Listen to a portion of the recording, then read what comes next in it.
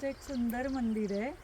त्याच्या मागच्या साईडला आम्ही आलो तर इथे मागे पाणी वाहतं आहे आणि इतकं सुंदर वातावरण आहे आणि आत्ता हवा पण छान आहे. त्याच्यामुळे असं वाटतं की खूप हिरवंगार सगळीकडे, खूप काय म्हणतात प्रसन्न आणि सर्जनशील वातावरण आहे. तर त्यामुळे यात अनेक गोष्टी सुचू शकतात.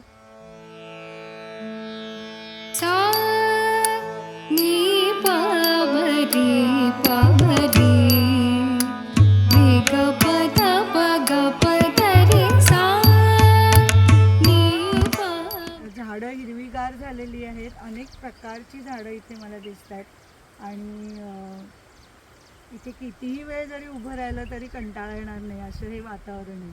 मस्त.